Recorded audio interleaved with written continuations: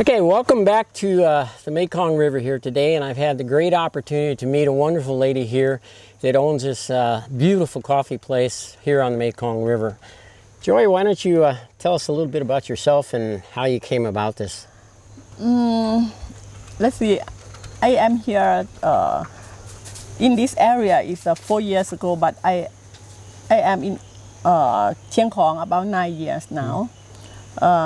I was an Air Force officer before, and after I got the cancer when I was 40, and then I resigned from the Air Force and become a volunteer. After I finished my treatment, and then I become a volunteer to help people in whatever I can do. Good. So what was your job or your function in the Air Force? I was an Air Force officer in public relations. Public relations. Okay. And then how did you come about building this beautiful place along the Mekong River?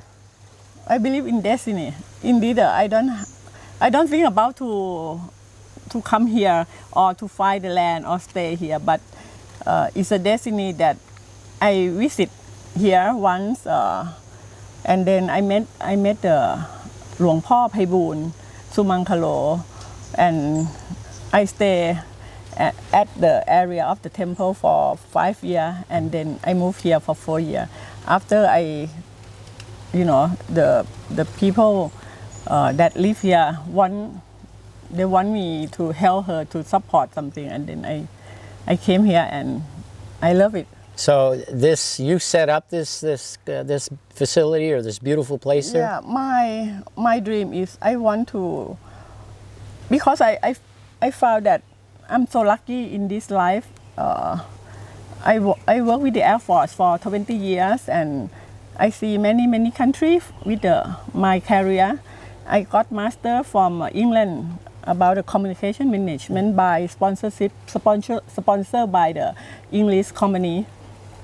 And then I think it according I'm an Air Force. That's why I got the scholarship. And when I finished master, and I worked for the Air Force for 4 years, and then I got the cancer.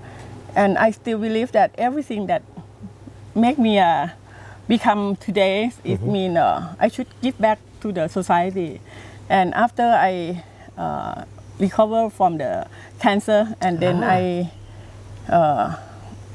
I become a volunteer, permanent volunteer. It means I manage my life in the way, okay, my income from this that I think enough for me to live, and then I work with for the hospital for support the last periods of the cancer patient. So for 10 years, and then when I came here in the first time, I take care หลวงพ่อไพบูลย์ at the temple, and then at the same time I volunteer for the hospital in Chiang Khong. The same is support the last periods of the cancer, and then tell the people how to take care the old people or the last periods of people. So then I think you briefly told me that here you're helping other people learn new skills and how to go about their life. And apart from that, I like kids. So that's the first time I came here, I talked with the retired teacher, local teachers, and we arrange like I get the money from my old friends from the high school, from the Air Force, from the university, and they all send to me 200, 500 baht per month, and then I set up the football team. In order to, after I talk to the teacher about the problem of the area is the kids really enjoy telephone, that is a new media for them. And then their behavior change. They think in the way that nobody understands. They do something that not properly for the society. So I think after 4 o'clock until 6 o'clock, normally they don't do anything except telephone. Yeah. And then I decided to set up the football team by use the money from my friend to give them milk, egg, banana, whatever.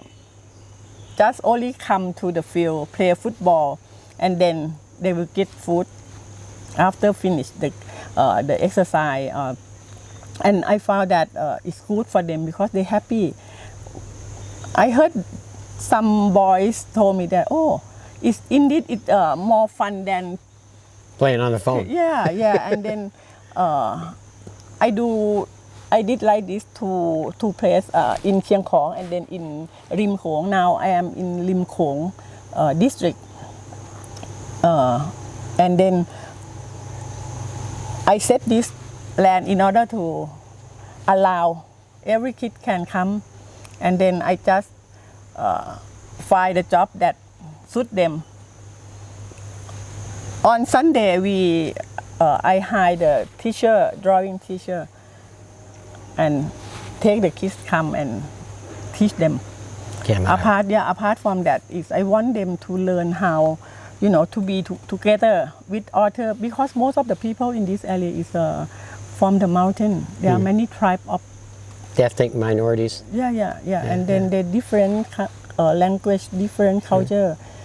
Even in the same school, but they still A lot of difference. different. So I try to find something that make them mix and understand the local people too, and enjoy life and be a good person in the future. For me, somebody asked me, what do you expect? I said, for me, I don't expect anyone. I expect only every day that I still alive, I do something for others. That's it. I don't mind 100 people come and only 2 can get or 1 person can get. I said, whatever is not about them, is about me. What I give, what I try to do. Well, it's a beautiful story, and unfortunately, there aren't enough stories like that. But nonetheless, there are stories. So why don't we take just a little bit of a tea break here, and we'll continue here in a minute. Okay. Okay, we're back from your tea break.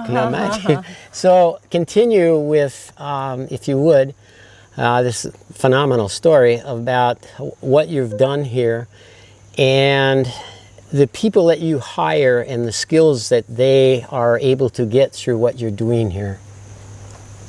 Because I stay here, I believe that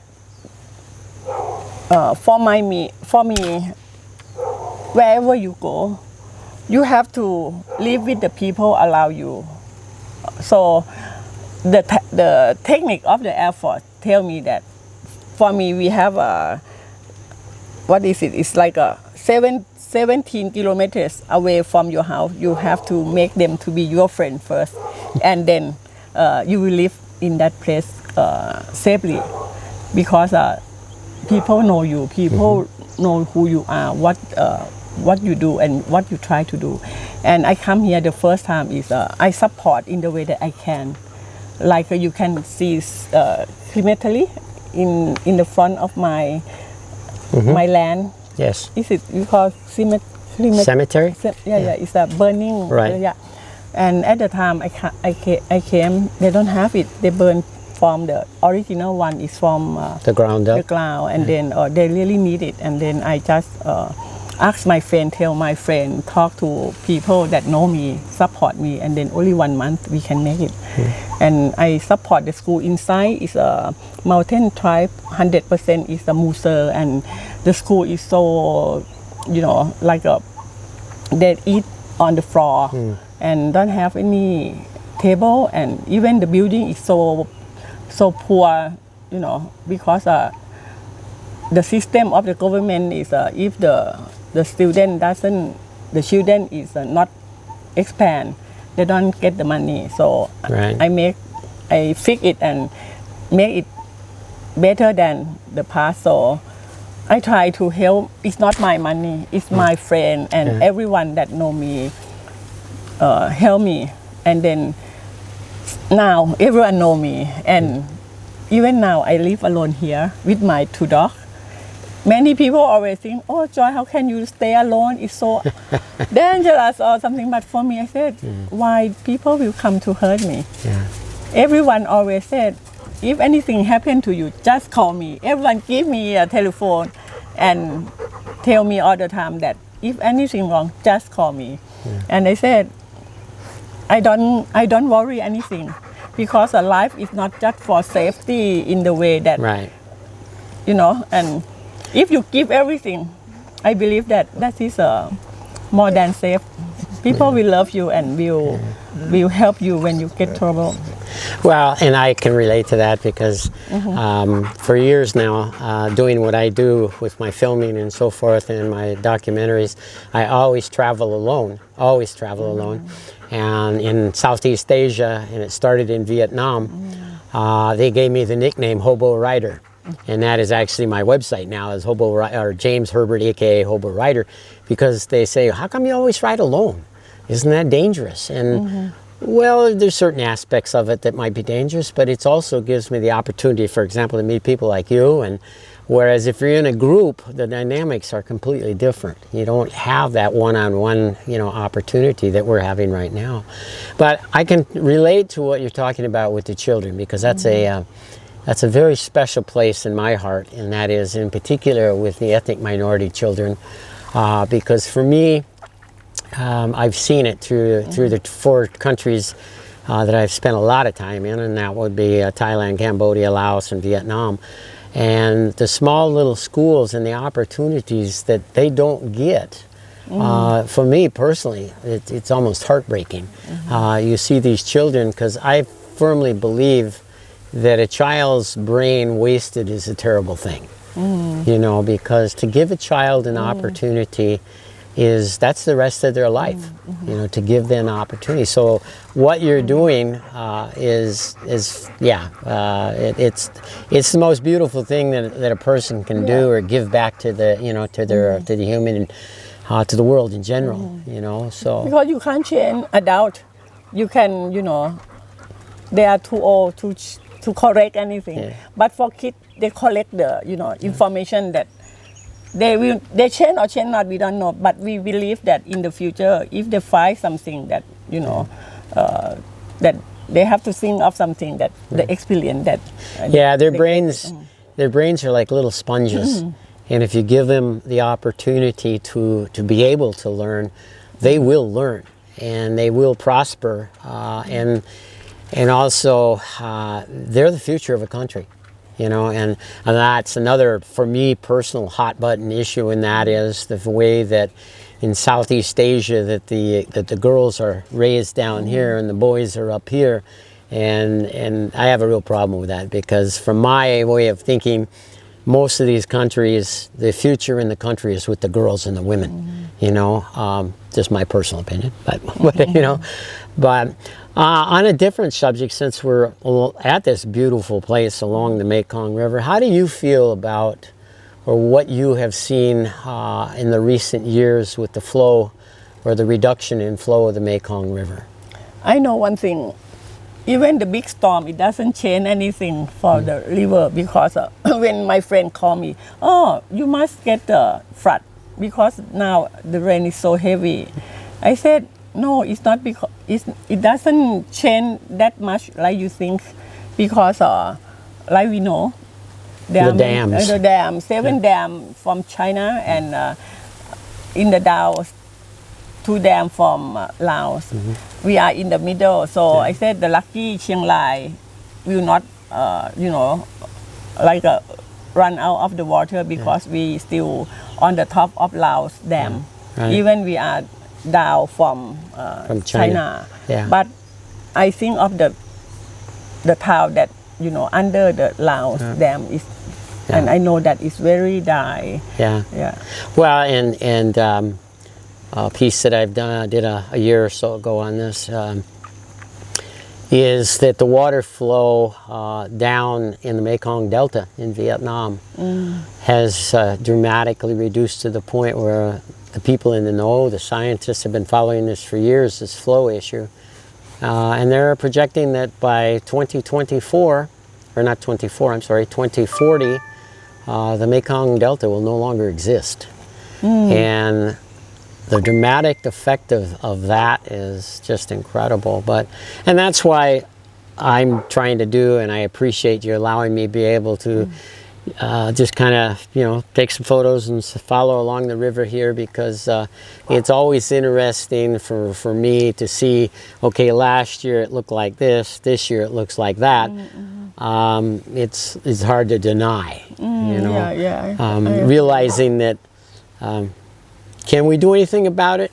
I hope so. I hope for our children's sake in the future that, because this is a majestic river, and the history of the Mekong River is just incredible. And to be able to, for example, with the children, especially the children in these villages that don't have the opportunity, to be able to understand what this river has given generations and generations of people, and that's so important from my point of view for the future. Yeah, for me, I know I'm lucky that the water doesn't, I'm thinking when you said it one day it will disappear, it makes my heart, feel sad. Even I just only it come to my mind. Yeah. Lucky that in this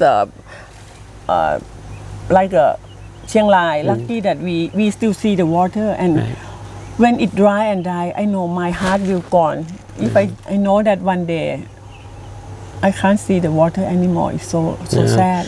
Well, and just to kind of bring this to a close is the fact that, for centuries, for thousands of years for that matter, with the ethnic people that have lived here forever, this has always been known as the Mother of Waters. And the Mekong River, that's its nickname, or that's what it's been known by the ancient people as the Mother of Waters.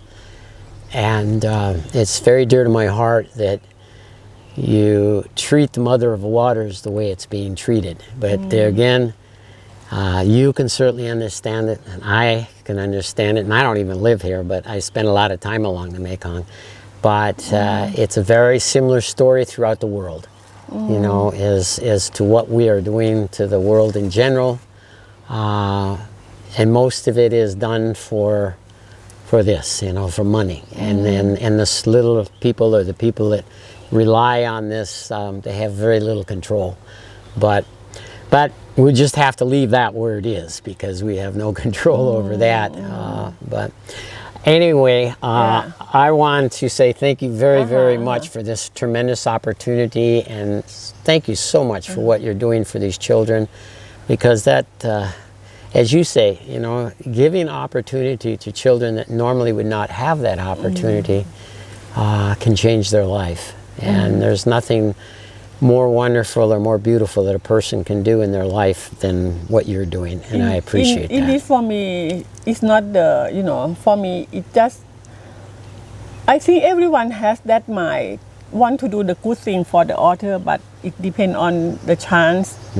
I'm lucky that I stay in the place that, I can, I see a lot of chance to do a good thing for authors. I think it's important because life is so short. Today I just can walk, next day maybe I can't walk. Same here. Yeah.